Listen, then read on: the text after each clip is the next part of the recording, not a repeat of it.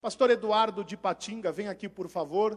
Pastor Eduardo estará ministrando a palavra de Deus nesta manhã missionária. Uma alegria, Pastor Eduardo, pode pegar o microfone ali. Uma alegria muito grande recebê-lo aqui nesta manhã. Deus vai usá-lo poderosamente. Bendito, meus irmãos, é todo aquele que vem no nome do Senhor dos Exércitos. Seja bem-vindo com a palavra, servo de Deus.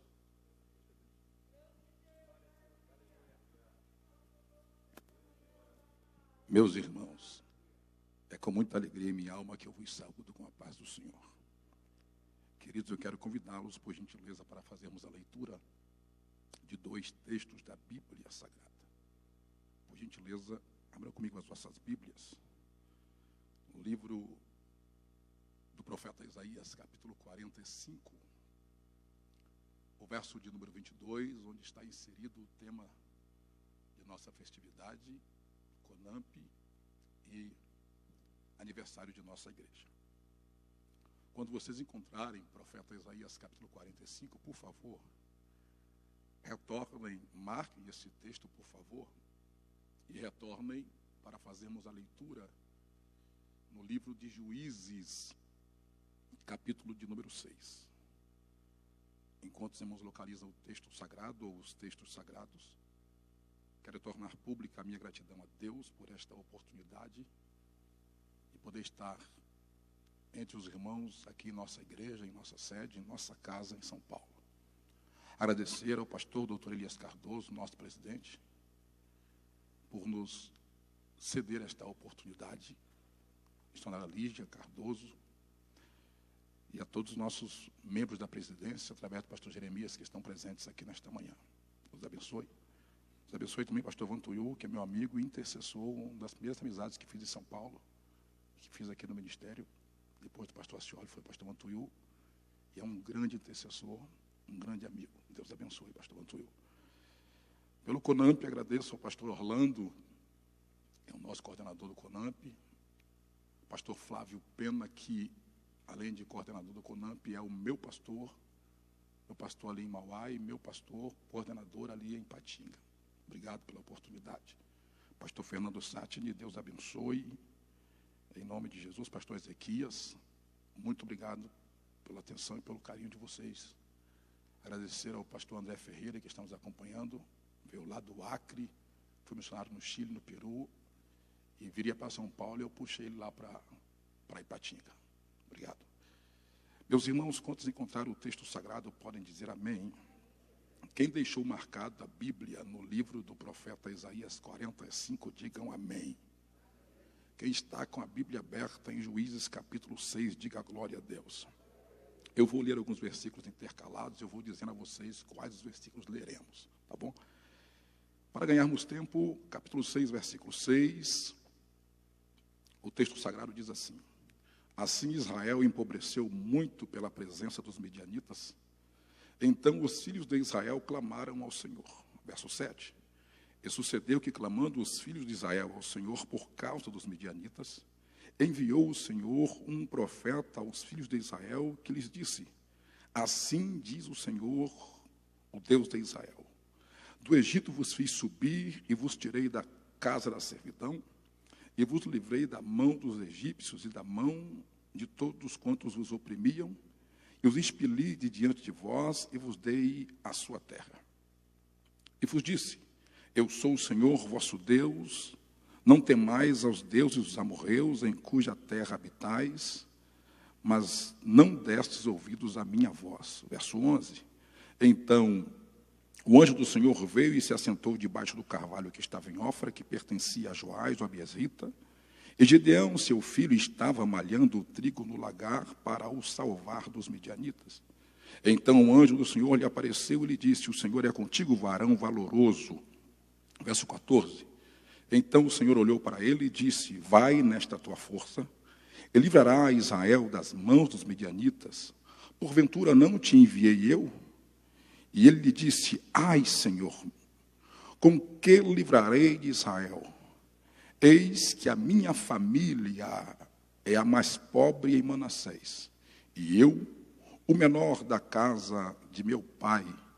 E o Senhor lhe disse: porquanto eu hei de ser contigo, e tu ferirás os midianitas como se fossem um só homem.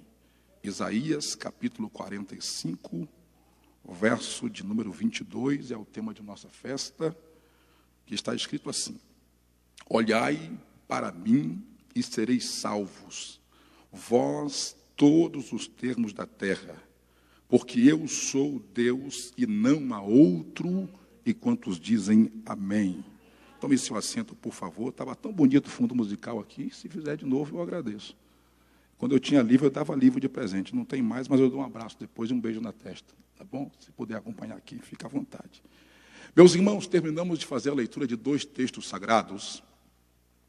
E ao ler o tema da festa, e ao ler Juízes capítulo 6, vocês podem fazer a seguinte indagação: o que é que tem a ver o tema da festa, olhai para mim e sereis salvos, com o texto que lemos da chamada, da vocação de Deus a Gideão? Se eu fosse dar um tema a esta mensagem desta manhã, eu daria o seguinte tema: o clamor de um povo e a resposta de Deus. Quando usamos a expressão bíblica dita pelo próprio Deus à nação de Israel, olhai para mim e sereis salvos, ao interpretarmos ao pé da letra, baseado inclusive na mensagem que fora pregada pelo pastor Flávio Pena na sexta-feira, que me fez sair do chão por muitas vezes enquanto ministrava.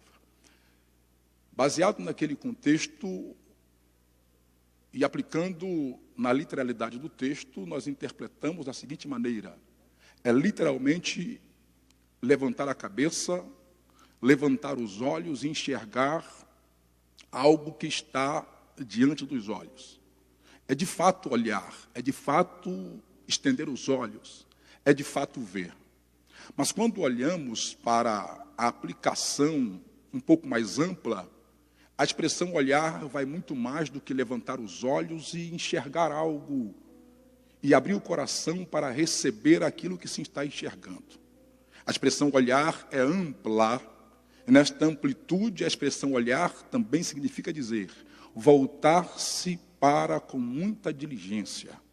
Passar então a prestar atenção, voltar não só os olhos, mas também voltar o coração e também voltar a alma para alcançar objetivos desejados pelo coração. É dentro desse prisma, dessa interpretação de voltar-se para, que eu quero pregar na manhã deste dia, no texto lido em Juízes capítulo 6. Quando lemos o contexto histórico deste texto lido, ainda no capítulo 5, nós vemos a vitória de Israel, através de Débora e Baraque, contra Jabim, rei de Canaã. Esta vitória trouxe a Israel uma certa segurança. Esta vitória trouxe a Israel paz. O texto bíblico diz que após vencerem Jabim, Israel descansou em Deus e a terra repousou da guerra por 40 anos. A terra ficou em paz. Não havia ninguém que se levantasse contra Israel. Enquanto isso, Israel servia a Deus. Enquanto isso, Israel estava temendo ao Senhor.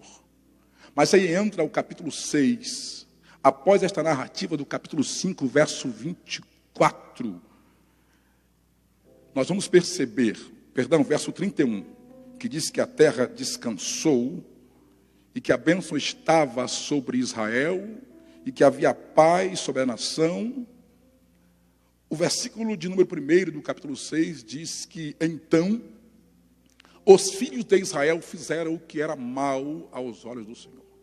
Quando vamos ler o livro de Juízes, vamos perceber que essa expressão, os filhos de Israel fizeram o que era mal aos olhos do Senhor, tornou-se uma expressão corriqueira. Porque era mais ou menos assim: Israel se desviava de Deus, se apostatava da fé, se entregava à adoração aos ídolos, e essa prática era fazer mal aos olhos do Senhor, deixar os princípios bíblicos, deixar os princípios de Deus e se entregar à idolatria. Isto Deus abominava, e isto suscitava a ira de Deus. E sempre que Israel abandonava os preceitos divinos. Aparece a expressão: e fizeram os filhos de Israel mal o que era aos olhos do Senhor. Ou fizeram mal aquilo que estava diante de Deus. Ou fizeram alguma coisa de errado que atraía a ira de Deus. Desviavam constantemente. E sempre que desviavam, voltavam-se para Deus. Deus levantava alguém para livrar o povo. E agora acontece a mesma coisa. Deus dá paz a Israel, dá vitória a Israel, através de Débora e Baraque, vencem Jabim, 40 anos de paz. E aqui entra algo que eu quero compartilhar com vocês, muito interessante. Dentro desse contexto histórico, é o perigo de uma vida sem provação. O perigo de uma vida de bênçãos constantes. O perigo de uma vida de muita paz, de muita prosperidade, de muito crescimento, quando isto acontece no meio do povo de Deus, desde os tempos antigos. Deixa o povo tão confortável, pastor André Bueno, na bênção, desfrutando do milagre, que geralmente quando o povo está muito abençoado, desfrutando de muita paz, de muito milagre, acontece isto que aconteceu, e eu chamo isso de perigo de uma vida sem provas. Dentro desse prisma de estar vivendo em paz e sem provação nenhuma, e ninguém para levantar-se contra eles, era neste prisma que Israel se desviava. Era nesse prisma que eles se afastavam de Deus. Era dentro deste contexto de bênção, de vitória, de conquista, de harmonia, em que eles voltavam o coração contra o Senhor. E eu concluo com isto que é perigoso quando Deus, pastor Jefferson, nos deixa sem prova. E eu passo a entender que as provações, os levantes do adversário são muito necessárias para nos trazer de volta para Deus e para aquilo que Ele quer em nossas vidas. Quando começamos a ficar muito bem, confortáveis, é muito comum alguém se afastar de Deus.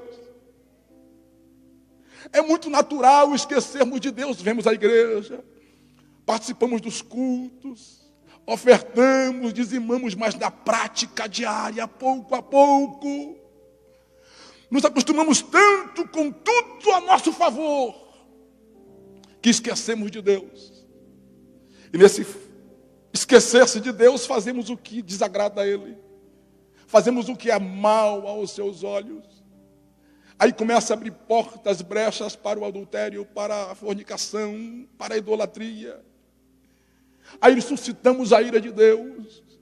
E nesse prisma de estarmos afastados de Deus dentro do contexto da própria casa, como foi pregado na sexta-feira, porque às vezes afastamos de Deus dentro de casa. Israel não estava fora da nação que Deus os havia dado. Eles estavam dentro das terras de Canaã. Estavam dentro da terra da promessa. Irmãos, deveriam andar de joelhos e cultuando a ação de graça dia e noite, porque Deus os havia abençoado, mas estando dentro do local que Deus os havia dado por herança, era lá que eles se afastavam, era lá que distanciavam de Deus. Estando debaixo da bênção, se distanciavam nesse contexto. Quantas vezes nos afastamos de Deus dentro da própria casa? Nos desviamos dos propósitos divinos, daquilo que diz a palavra, do que fomos ensinados dentro da própria casa. A igreja no mundo inteiro tornou-se muito confortável. Há um tempo antigo, há muito tempo atrás, ser cristão era motivo de perseguição, de apedrejamento, de ser morto em praça pública. Mas com o passar do tempo a igreja cresceu, evoluiu, entrou em várias camadas da sociedade.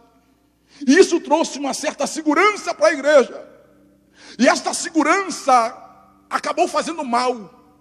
A igreja do século 20 e 21 é uma igreja, no contexto geral, apóstata da fé. Uma igreja que não crê mais nos princípios de Deus. Uma igreja, como foi pregada ontem pelo Raul, que quer o Deus da bênção, o Deus do milagre, o Deus da porta aberta, mas não quer mais o Deus que salva, que transforma, que liberta, que santifica.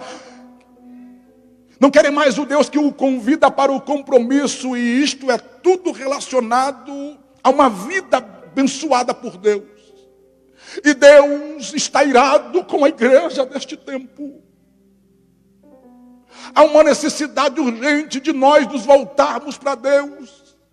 Há uma necessidade urgente de voltarmos à prática da oração, à prática do jejum. E para isso nós não precisamos de estar exatamente no contexto de um templo, porque é necessário estarmos aqui. Mas nesse momento de pandemia, onde estivermos, nós somos a igreja do Cordeiro, porque a igreja não parou. A igreja é viva, a igreja é um organismo vivo. E onde estiver um crente com o coração aberto, voltando o coração para Deus, Deus se levantará do céu para atender o clamor e a oração do seu povo. Há uma necessidade urgente da igreja voltar-se para Deus, olhar de novo para o Senhor. Israel está abençoado, mas desviam-se de Deus. Israel está próspero, mas desvia-se de Deus. A ira de Deus se levanta. E o texto diz que por causa da apostasia, da vida sem provas, se afastaram de Deus e Deus respondeu a esta apostasia. Deus respondeu à apostasia do povo, pegando o povo dele, dizendo: olha, eu vou entregá-lo nas mãos dos midianitas e amalequitas. Vou permitir que o inimigo se levante mais uma vez. Vou permitir o vento soprar. Vou permitir o adversário levantar contra vocês e aniquilá-los a pó. Para ver se vocês se lembram que eu sou o Deus que vos tirei da terra do Egito. Para ver se vocês se lembram que eu sou o Deus que abriu o mar vermelho, que abriu o Jordão, que vos dei a terra, que vos fiz vencer os inimigos e que dei a vocês a terra que pertencia a eles e vos dei por herança. Eu vou entregar vocês nas mãos dos midianitas para ver se vocês acordam e olhem de novo para mim e cheguem ao ápice da salvação.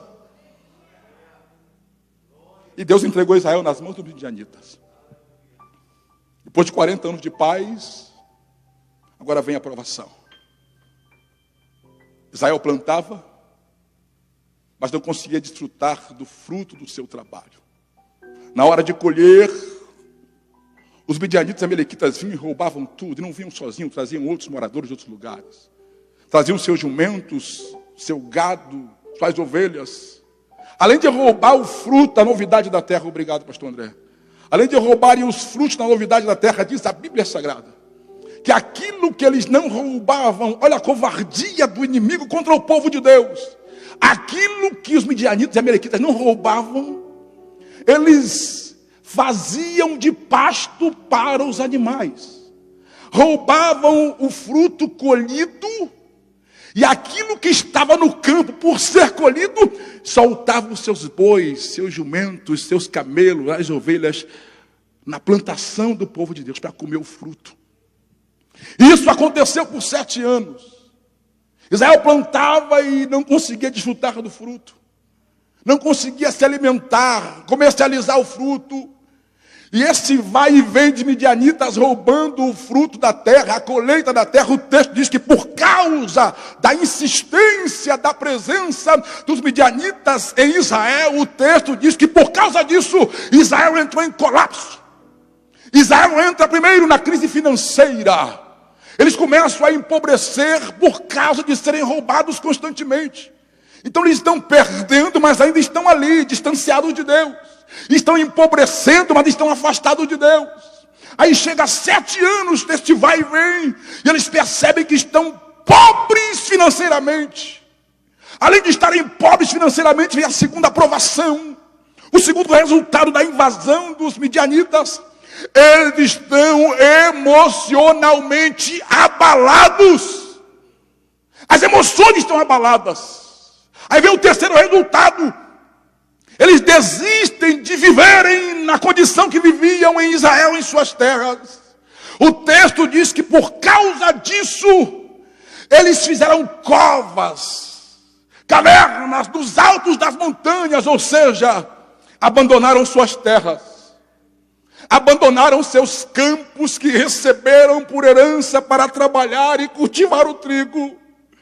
Entraram em suas cavernas particulares e ali disseram: aqui morreremos. Porque Deus nos abandonou. Ora, irmãos, esqueceram que foram eles que abandonaram o Senhor. Nós temos a facilidade de, quando passamos pela prova, dizemos: Deus esqueceu de nós. Mas esquecemos que antes de Deus estender a mão contra nós, somos nós que abandonamos Ele. Deus só reage à nossa apostasia, pastor André. Deus só reage ao nosso desprezo pela sua palavra. E nessa reação de Deus, Deus tira a mão ou permite que alguma coisa aconteça para nos despertar de volta. Eles culparam Deus por aquilo que estavam passando, dizendo: Deus nos esqueceu, Deus nos abandonou. Eles deixaram o campo que receberam por herança, deixaram as plantações, deixaram as terras, deixaram as casas, e cada um entrou numa caverna com sua família, dizendo: aqui acabou para nós, não tem mais saída, não tem mais jeito. Quem sabe você, pastor, obreiro, que está no campo missionário, e neste tempo difícil de pandemia, você recebeu por parte de Deus, através do ministério de Perus, um campo de trabalho para trabalhar, para plantar e para colher o trigo. Aí veio a pandemia, veio o coronavírus, veio tanta coisa, tanta desgraça acontecendo no mundo. Aí vem a dificuldade, vem perseguição por governo, e vem tanta coisa, e você desencorajou de tentar lutar por aquilo que é seu, e simplesmente abandonou o campo, abandonou a igreja, abandonou o trabalho, entrou para dentro de uma caverna, dizendo: não tem mais jeito, isso não vai passar, o tempo não vai passar. Mas Deus me trouxe aqui nesta manhã para dizer: se houver alguém escondido na caverna e resolver levantar a voz ao Deus Todo-Poderoso, voltando-se para Ele, Deus se levantará para trabalhar a seu favor e lhe devolverá aquilo que o inimigo disse que é dele.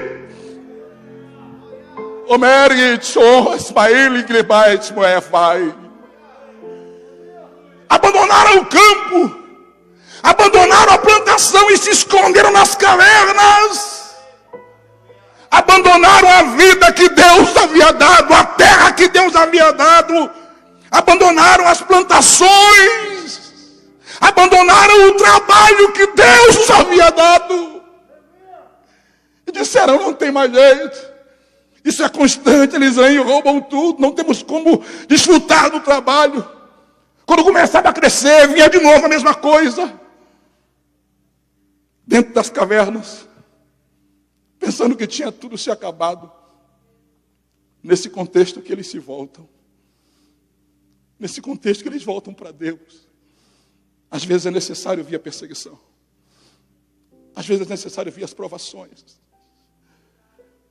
Eu acredito muito que foi muito necessário, embora nós não queiramos, foi muito necessário e importante vir esta provação que o mundo está passando hoje. Para a igreja foi necessário, para que ela desperte, para que ela se volte, para que ela volte para a oração. Por mais que alguns vão para as cavernas se esconder, dizer: não tem mais jeito, como disse o pastor Elias, muitos fecharam as portas e não vão mais abrir, dentro das cavernas, desistindo de tudo. Mas a igreja, o organismo vivo, pode até estar na caverna perseguida, mas alguém está clamando. Alguém está com os olhos voltados para Deus, com a alma voltada para Deus. Alguém está clamando, e o texto diz que quem clamou não foi a liderança, quem clamou foi o povo.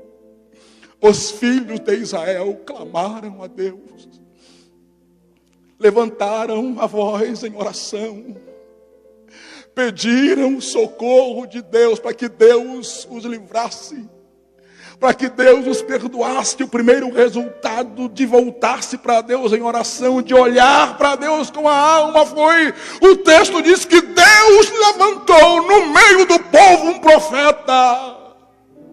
Quando a igreja se volta para Deus, Deus se levanta para falar de novo com a igreja. Quando a igreja se volta para Deus, Deus volta a falar no meio do seu povo. É tempo de voltarmos para Deus e voltarmos a ouvir Deus levantar os seus profetas para falar no meio da igreja.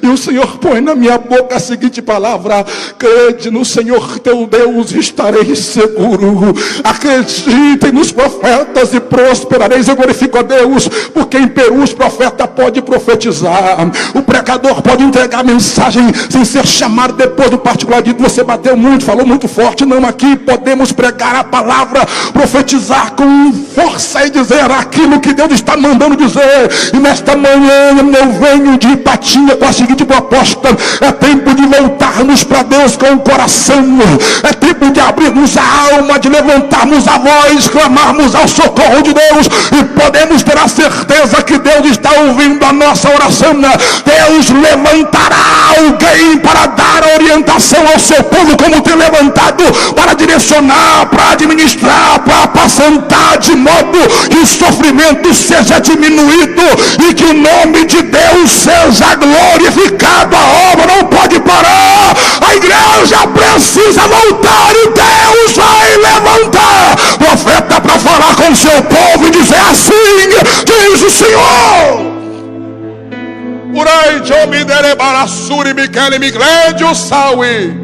Aí o profeta vem, e o profeta vem cheio, o profeta vem transbordando de azeite, como o Raul disse ontem. Eu estou no óleo, vem pingando azeite.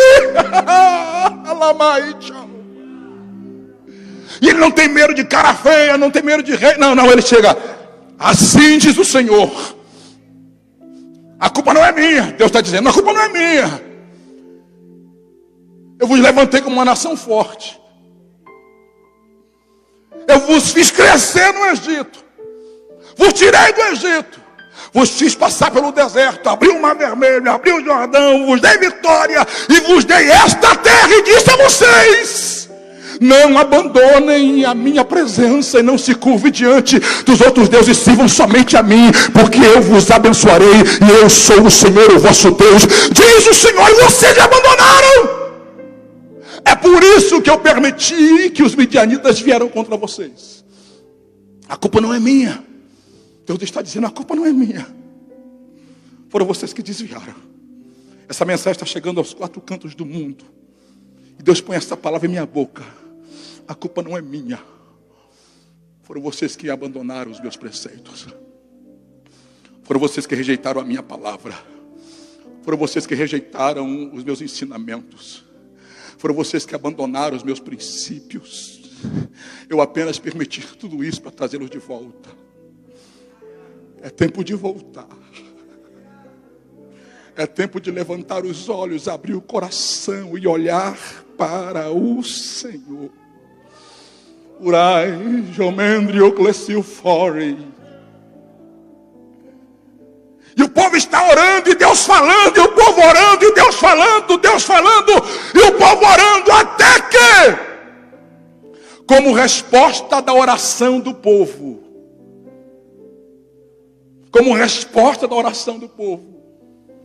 Deus dá uma passada em Canaã. Vou ver quem eu posso levantar desta vez. Como resposta da oração do povo que clama por socorro. Deus podia enviar um anjo e matar os midianitas. Amalequitas. Vou levantar alguém. Vou levantar um homem no meio deste povo. E este homem será o meu canal de salvação para todo este povo. Não sei se você já entendeu. É manhã missionária. Esta manhã Deus disse: meu filho, prega a mensagem, porque eu quero despertar no coração de líderes, pastores, missionários, o interesse, o desejo de fazerem a minha obra e de atenderem o meu chamado, custe o que custar. Pastor, não entendi. Na manhã deste domingo, nesta manhã missionária, pode chorar, porque não é pecado não. Deus está passando vistoria no Brasil, na Perus, no mundo inteiro, e dizendo: deixa eu ver quem é que eu posso levantar neste tempo difícil. Deixa eu ver quem é o homem e a mulher que eu vou usar para ser canal de salvação para o povo que está clamando.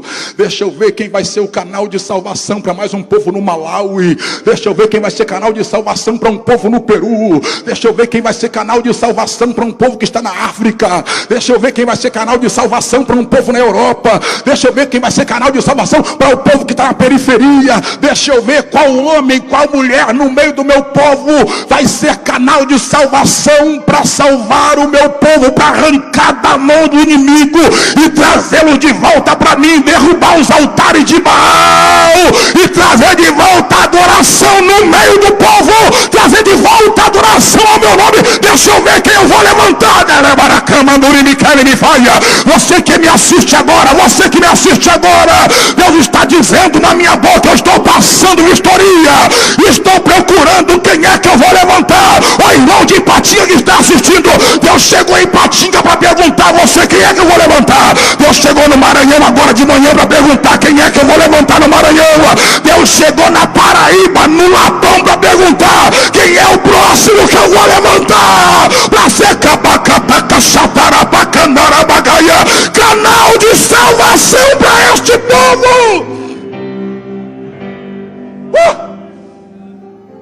me haluci padubitivado. Rebre. Cama. Eu estou sentindo Deus. Camai de rime olociar. Que me ondure me cleciar. De orrebria da que me nome eleclé.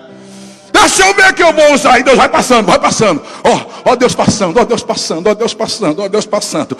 Ó Deus passando, ó Deus passando aqui na igreja, no meio das poucas pessoas. Deus está passando aqui no púlpito entre os pastores. Deus está passando aí na igreja. Você que está assistindo aí na igreja. Deus está passando na sua casa, onde você assiste por sua TV com seus filhos. Deus está passando no meio do povo. Deus entrou na caverna onde tem gente gemendo e chorando, passando para dentro da caverna, levantar um profeta, e através da voz do profeta você voltasse para Deus, e através de voltar para Deus, Deus levantar alguém para usá-lo com poder nesse tempo difícil. Aí Deus foi passando, a maioria na caverna escondida, com medo, dizendo não tem mais jeito, acabou. Aí Deus vai lá debaixo do carvalho que está em Ofra, que pertencia a Joás, o abiezita. Aí Deus vai chegando, Deus vê um homem num lugar inusitado naquele momento. Era tempo de colher o trigo. E tinha um homem malhando o trigo no lagar. Não era tempo de colher uva, era tempo de colher trigo. E Deus passa ali por perto, Deus vê um homem malhando o trigo no lagar. Aí Deus passa um raio-x no coração daquele homem, nas atitudes daquele homem, na coragem daquele homem, embora Gideão tivesse com um certo temor, um certo medo, um receio de ser roubado, ele está fazendo o que ninguém está fazendo.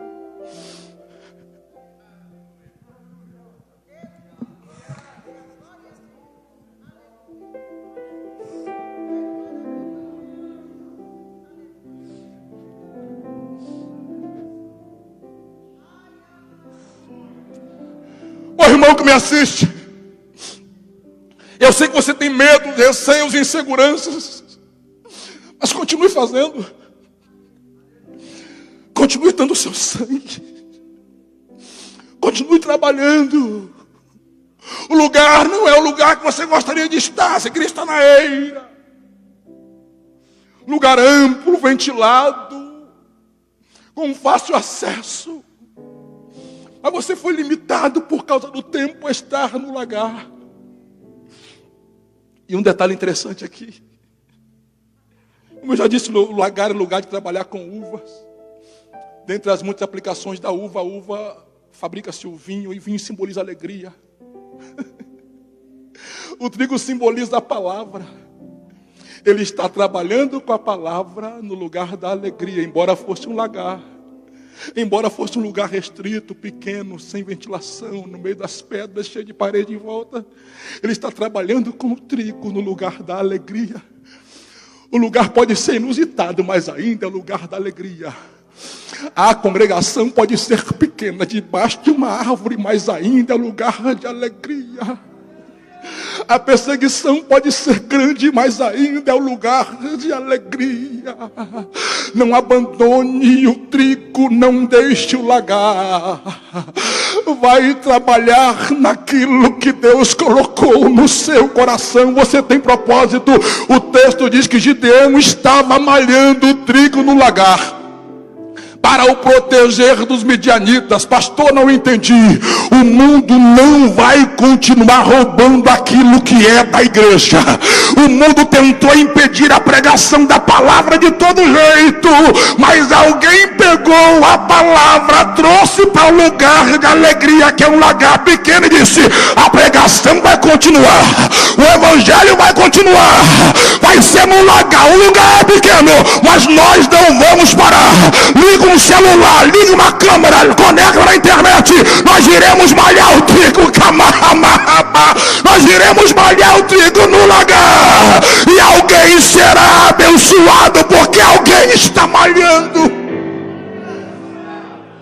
Midianita não vai roubar a palavra que Deus colocou nas suas mãos. O governo pode perseguir, mas não vai impedir você de pregar na sua casa com o celular ligado. O governo lá na Europa pode impedir isso. Só pode ter 5 pessoas. Aí junta 5 na igreja, mais 5 em cada casa, liga a câmera. Naramachandurai, é o lagar. É o lagar. É o lagar, mas está trabalhando com trigo. Vai, Gideão. Vai, Gideão. Irmão, Deus está fazendo um negócio grande além das fronteiras, além do limite das cercanias do templo. Ei, Gideão, que está no campo missionário, preocupado, inquieto, sem saber o que fazer, fica tranquilo. Vai nesta tua força. Vai nesta tua força. O lugar não é o lugar que você queria estar, mas é o lugar que você deve estar agora. A condição não é a condição que você queria estar, mas é a condição que Deus disse, vai e faz agora. Desse jeito agora, as ferramentas são outras, mas você continua fazendo. Gideão ficou limitado a usar ferramentas limitadas no lugar pequeno, sem ventilação, mas teve que trabalhar. O lagar é o lugar de um esforço maior. A eira é um lugar amplo, aberto, geralmente no alto das montanhas. Depois de trabalhar com trigo, põe na peneira, porque tem a peneira, depois tem o abano. Põe na peneira, sacode para lá e para cá, joga dentro do abano, e no abano vai. Quem já foi da roça sabe disso aqui. O abano ele balança, o abano é fechado, não passa nada, não perde nada. O abano não deixa perder o fruto. O abano não deixa perder. Na peneira passa, a peneira fina, a peneira grossa, vai passando os grãos. Depois que pegar os grãos, passou nas peneiras, na grossa, na fina, na menorzinha, aí põe no abano. Aí joga no abano, vai com palha e tudo. E balança o abano. Balança a palavra. Aí precisa separar a palha do trigo. Aí tem que ter o vento. Por isso que na eira, geralmente no alto das montanhas onde tinha vento, era só balançar o abano, jogar para cima o vento, a natureza se encarregava de jogar para longe a palha. Mas dentro do lagar, geralmente fica num buraco feito na rocha, não tem vento para poder espalhar a palha. Tem que fazer um esforço maior. O esforço tem que ser maior do que o que geralmente é feito. Um empenho para manter a pureza do trigo e manter a pregação da palavra tem que ser maior do que normalmente tem sido desde o primeiro século até agora. Então pega o seu abano dentro do lagar, sacode para um lado, sacode para o... Pastor, tem palha, não tem vento, sopra ele. Na roça eu vi muito minha avó fazer isso. Pastor Jeremias deve ter visto essas coisas. Não tem vento? Vai estragar o pulmão. Mas não fica palha no meio da palavra. Vou perder o fôlego, vou me cansar.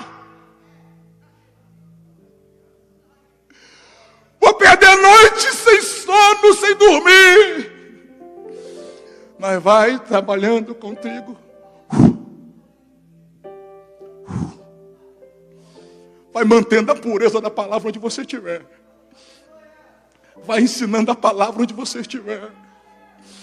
Vai fazendo o que deve ser feito onde você estiver. E o texto diz que quando Gideão está lá, nesse trabalho, nesse esforço, o Senhor desce. Não foi um anjo, foi o anjo do Senhor, uma teofania, uma aparição do próprio Deus. Tem ocasiões que Deus levanta anjos, os anjos são poderosos, enfim. Deixa eu reduzir esse tempo, nesse negócio de falar de anjo. Mas tem hora que Deus vai e envia um anjo. Mas tem ocasiões que Deus desce pessoalmente, para falar pessoalmente, como foi no caso de Moisés, como foi no caso de Gideão, como foi no caso de muitos outros. Deus desceu no lagar. Irmão, Deus não está preocupado com o lugar que você está. Se Deus tiver, se Ele achar graça em você, Ele vai dentro do lagar, onde você está, limitado, se esforçando, dando sangue, protegendo o trigo, tentando trazer o alimento da sua casa, se virando nos 30, fazendo o seu esforço. Deus desce lá no lagar e diz: eu sou contigo, varão valoroso. Eu sou contigo, varão valoroso. Ei, segura essa palavra. Deus sabe onde você está. E aí onde você está, no meio desse caos, Deus desceu e Deus está dizendo: eu sou contigo.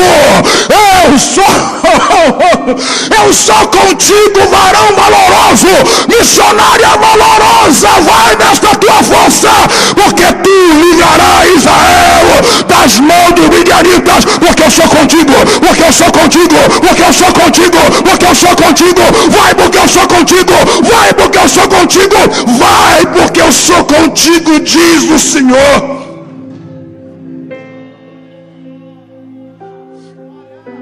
Perceba o que Gideão diz. Observem que Deus fala com Gideão: eu sou contigo. Obreiro bom, pastor Jeremias, não é o obreiro que está preocupado com o bem-estar dele, particularmente dele. Deus está falando com Gideão, pastor Fernando, e Gideão traz a fala de Deus para o povo. Deus diz: eu sou contigo, varão valoroso. Aí Gideão fala bem assim, ó: se o Senhor é conosco,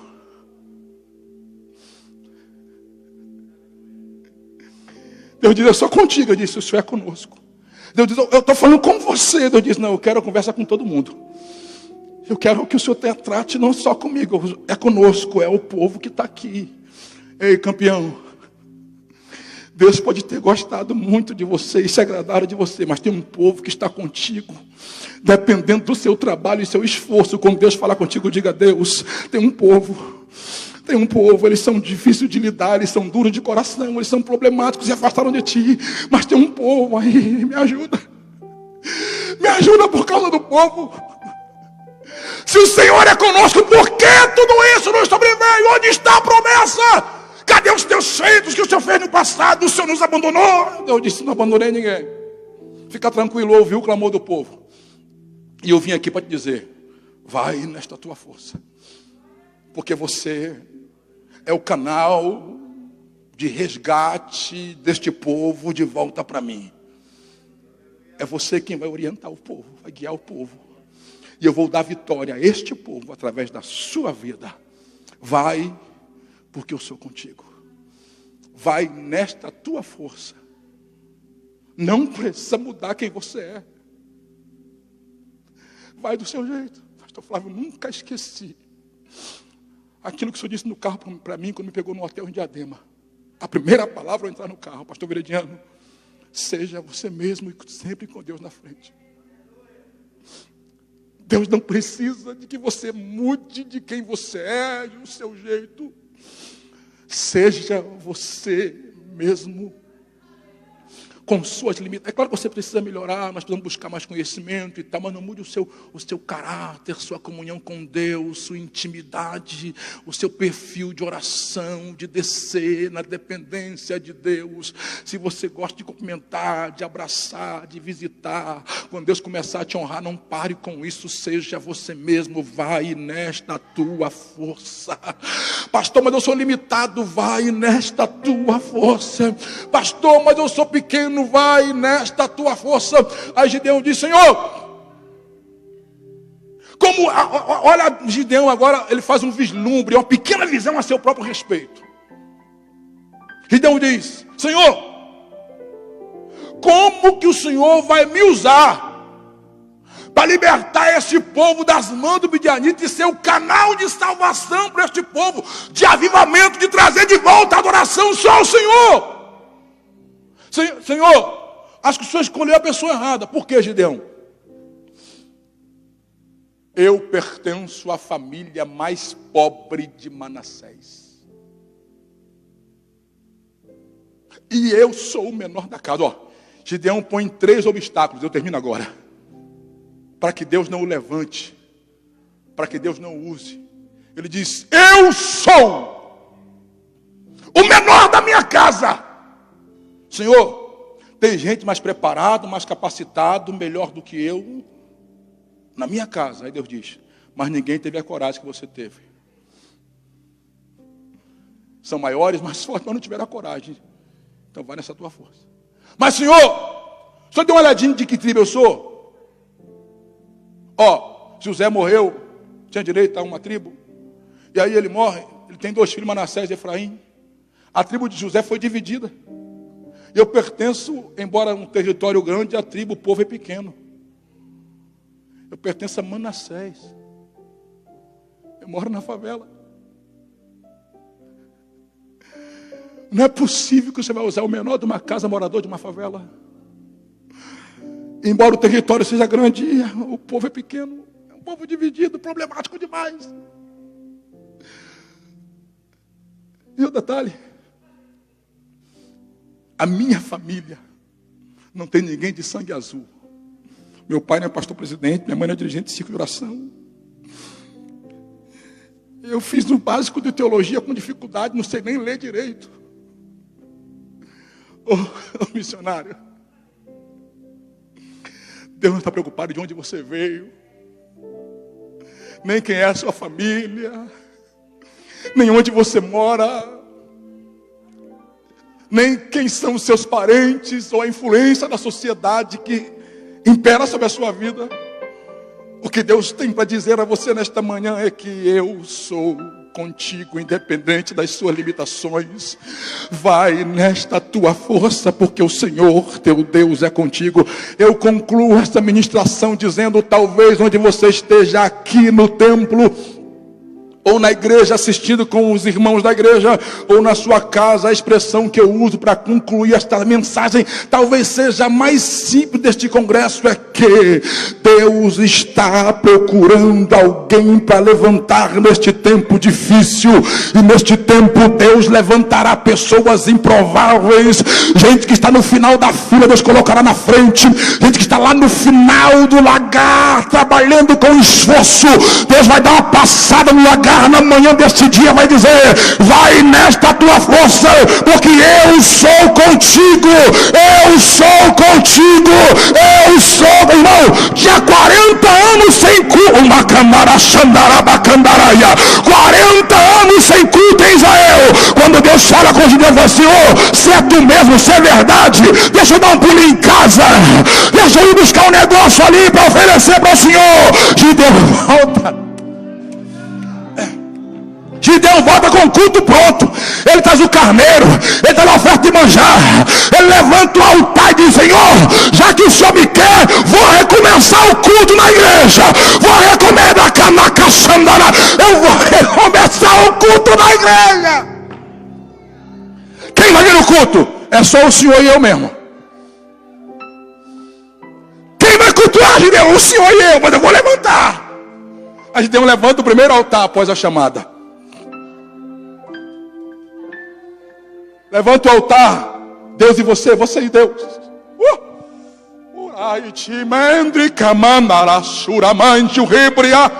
Levanta o altar, você e Deus, não importa com quantidade de gente. Vai lá você, sua esposa, liga o celular na igreja, faz um Facebook para a igreja, o Instagram, o YouTube, liga o celular, levanta o altar e diz, vamos recomeçar o culto, vamos recomeçar o culto, vamos recomeçar o culto, vamos pregar de novo, vamos adorar outra vez. Daqui a pouco tem 2 em casa assistindo, tem 4, tem 10, tem 50, e alguém dizendo, pastor, nós queremos voltar para o culto, nós queremos voltar para o culto. Levanta o altar. Levanta o altar. Quem vai levantar o altar? Você que está em casa assistindo pelo telão ou na TV, diga, eu vou levantar o altar, pastor. Escreve aí. Escreve aí, pastor. Eu estava numa situação caótica, mas ouvi a mensagem desses dias, ouvi agora, decidi recomeçar. Decidi levantar o altar, vou começar em casa. Bom, a pandemia toda, você não fez um culto em casa. Ai, meu Deus. Oh, meu Deus do céu. Eu estou sem força nas pernas aqui. Eu estou sentindo o céu baixinho aqui na catedral.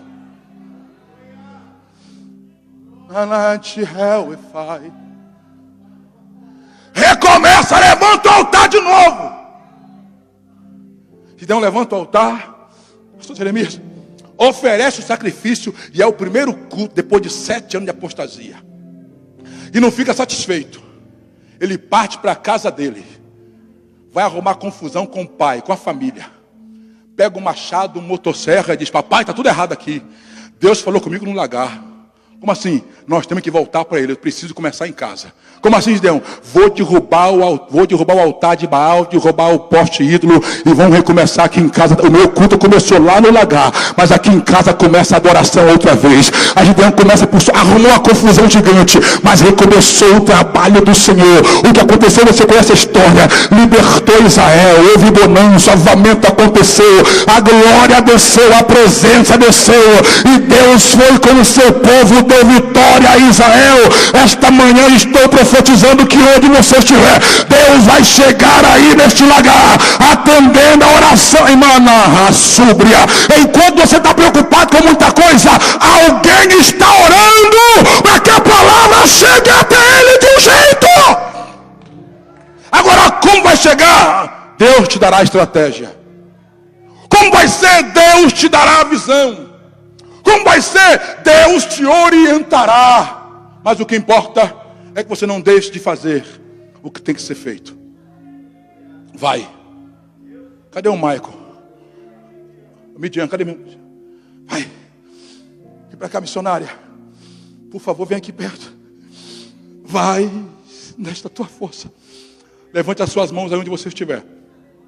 Eu quero que você que está em casa. Eu preguei para a igreja hoje, pastor Flávio. Eu preguei para os crentes. Igual o senhor pregou sexta-feira. Para despertar o povo. Você que está em casa. Estava indiferente, com medo, inseguro. Mas Deus falou com você. E você quer voltar-se para Deus e restaurar o altar da adoração e recomeçar a partir de sua casa. Escreva aí: pastor, eu quero recomeçar. Eu quero voltar ao início de tudo. E eu quero servir a Deus de verdade. Você que está desviado, que me ouve agora e que assiste onde você estiver, que quer receber a Cristo como Salvador da sua vida, escreve aí: pastor, eu estou aceitando a Jesus como Salvador. Porque o altar está levantado. Deus está levantando missionários na manhã deste dia. Deus está encorajando líderes, pastores, homens que Deus escolheu para fazerem o que ninguém está fazendo neste tempo. Tem gente que não conseguiu começar o culto ainda por vários motivos, dentre eles principalmente o medo. Mas eu estou te orientando debaixo da autoridade do Espírito Santo. Vai para a igreja. Vai para a igreja.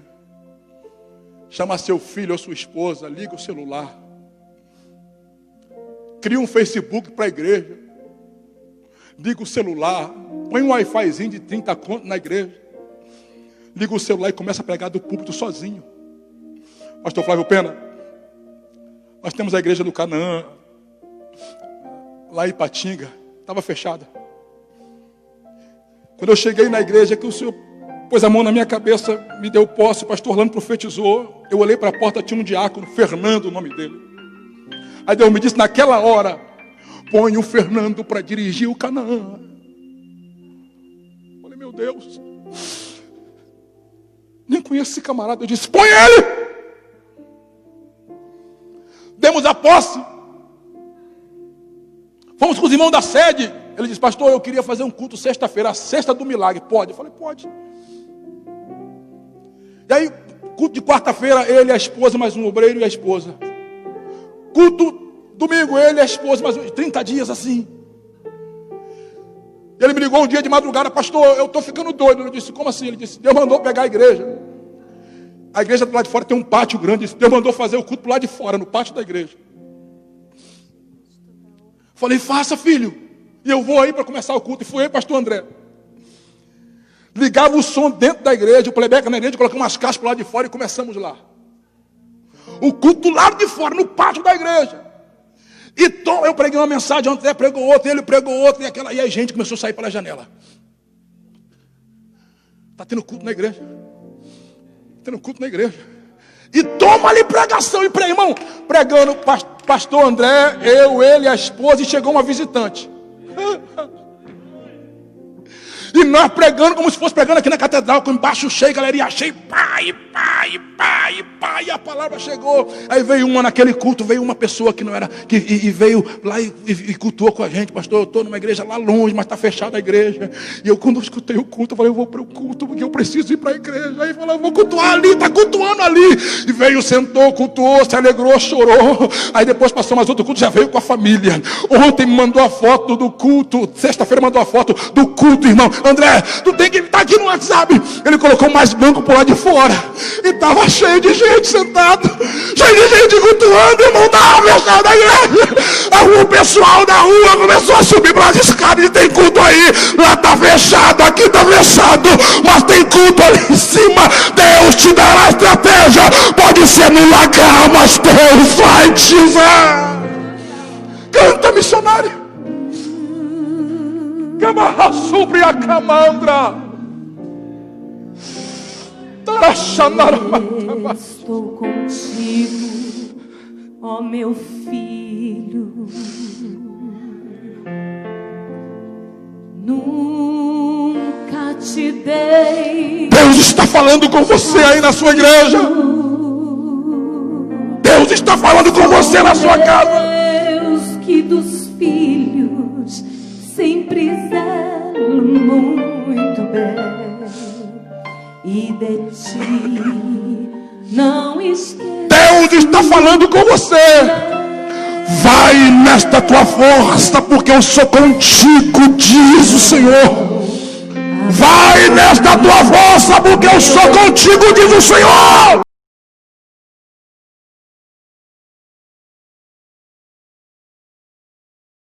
Quando não me agrada eu corto, eu tiro, coloco outro menor. Mas coloco quem eu quero, para fazer como eu quero, do jeito que eu quero. Eu passo a revista aqui, ó. Passo a revista. Jaya Plácia, Zamaia, te levo onde quero, Eduardo. Te levo como quero, Eduardo. Te levo, te trago, te tomo. Tu és meu, Eduardo. É um tempo de Deus ali, um tempo. Abra, Amblácia, Zamaia, Iripambalaia. Eduardo, é um tempo de Deus. É um tempo curto, breve. É uma passagem para marcar ali. É o trabalhar do meu espírito em Patinga. Jamblaia, Wiripampalaia. Sou eu, Eduardo. Sou eu que falo nesta manhã, através do meu servo. Tu vai te humilhar. Tu vai tratar o grande como o pequeno como grande. E eu vou cuidar de você, vou prover, só Deus que te levei. Ouribaia, Zamaia. Sou eu, Deus, nesta manhã. Passo revista aqui, ó. Jaya, Zamaia. Passo revista aqui nesta manhã. Glorificado é o nome de Jesus. Vamos adorar a Deus, igreja. Vamos adorar a Deus. Se entrares na batalha, eu contigo lutarei. Se pisares nos espinhos, eu contigo pisarei. Não te deixo, ó meu filho, seja onde quer que andar, e ao teu lado parar te guiar. Se entrares na batalha, eu contigo lutarei. Se pisares nos espinhos, eu contigo pisarei.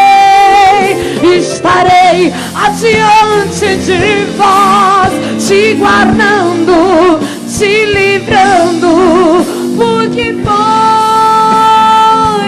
eu que te chamei.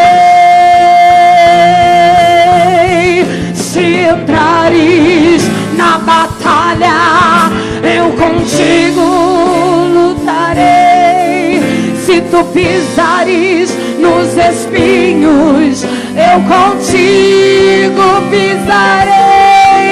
Se as portas se fecharem, eu as abrirei.